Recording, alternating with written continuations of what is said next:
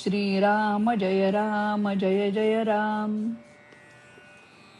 प्रपंचात भगवंताची नड आहे असं वाटलं पाहिजे. प्रत्येक माणसाला आपण सुखी असावे असे वाटते.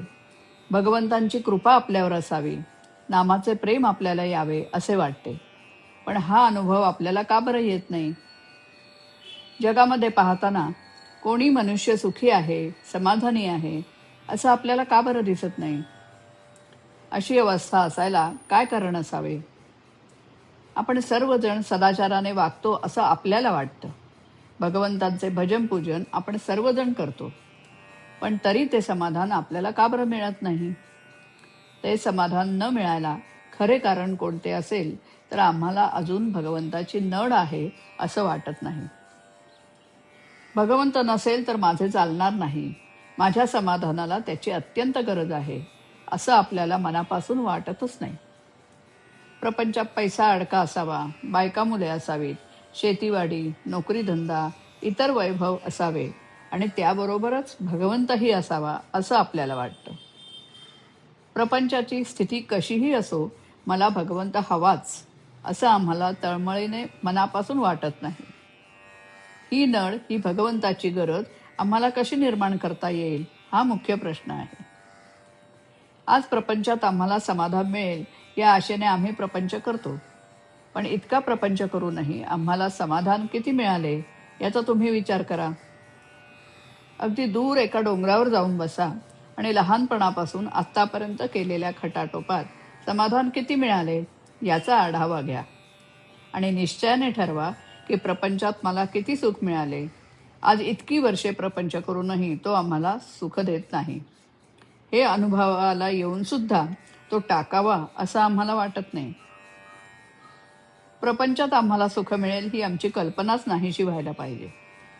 प्रपंच आम्हाला शाश्वत समाधान देऊ शकत नाही हे एकदा निश्चयाने ठरले आणि हा निश्चय एकदा दृढ झाला म्हणजे मग भगवंताची गरज आम्हाला भासू लागेल आणि मग त्याच्या प्राप्तीसाठी आम्ही केलेल्या प्रयत्नाच्या आड जग, परिस्थिती वगैरे काही येऊ शकणार नाही. भगवंत मला पाहिजेच हे विचाराने ठरविल्यावर त्याचे प्रेम आम्हाला यावे असे आपल्याला वाटू लागेल आणि त्याचीच आपल्याला आज खरी गरज आहे. हे भगवंताचे प्रेम कशाने बरं निर्माण करता येईल? मला वाटते भगवंताचे प्रेम यायला एकंदर 3 मार्ग आहेत. त्यापैकी ज्याला जो जुळेल तो त्याने करावा. पहिला मार्ग म्हणजे संतांची संगती करणे, दुसरा मार्ग म्हणजे सद्विचारांची जोपासना करणे आणि तिसरा मार्ग म्हणजे अखंड नामस्मरण करणे. जाणीव जशी सर्व शरीरभर व्यापून असते त्याप्रमाणे भगवंताच्या नामाने प्रपंचाला व्यापून ठेवले पाहिजे. श्रीराम.